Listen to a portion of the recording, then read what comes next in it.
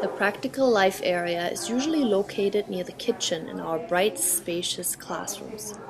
Attractive, carefully selected activities are set out on low shelves where children can see them and use them whenever they are interested.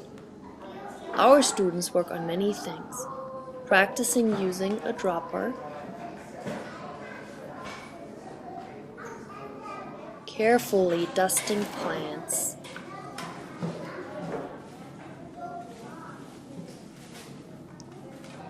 learning about mixing colors, again using a dropper and strengthening the 3 fingers they will need for writing.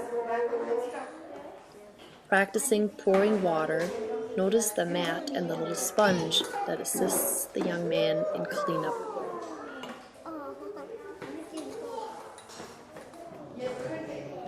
Learning to squeeze a sponge, transferring water from one dish into another.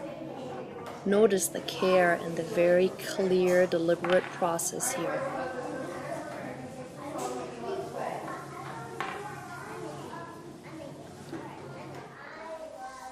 Learning to string beads. Notice how focused the young boy is and how the teacher is carefully observing him and at the same time keeping an eye on the rest of the classroom.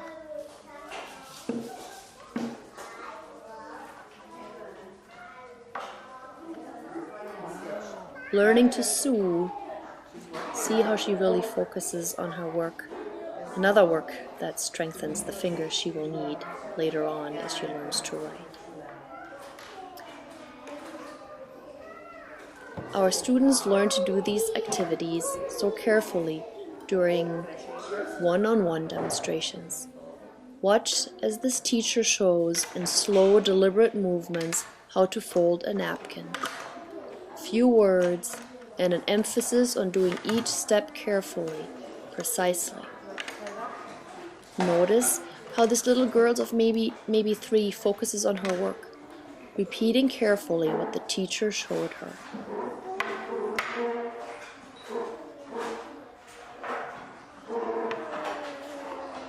After the teacher left, during my visit, she kept at this work, folding napkins and carefully unfolding them and putting them back for a good 15 minutes.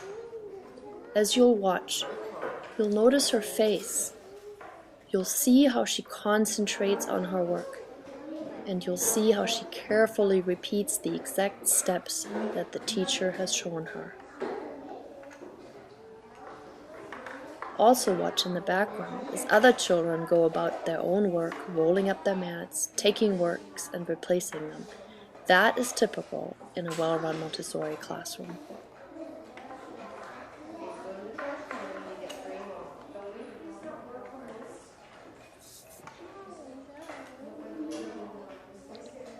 Folding napkins is a simple task.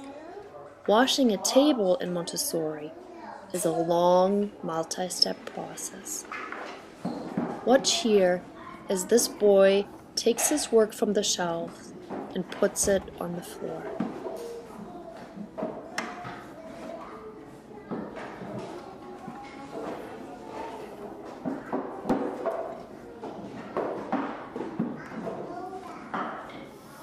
Watch as he carefully takes his pitcher and fills it with water, and then walks carefully again to the table he wants to wash and pours it into a bucket. As he then thoroughly wets the table, all over, top, all around it, and the sides and the legs.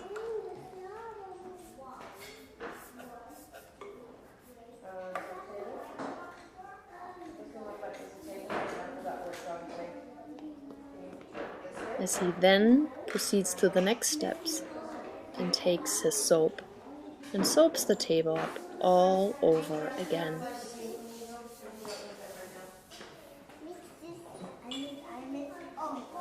Last, he creates suds, then wipes it up, and at the end, he cleans up his work.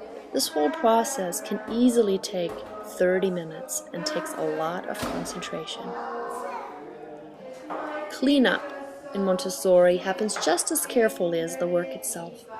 Notice how the teacher shows the boy how to dry the dish, and how to put all parts of the work together again on the tray, and how the boy replaces all of it in its proper spot on the shelf. A well-run Montessori classroom is a busy place, a place where children work purposefully, independently, and learn a great deal.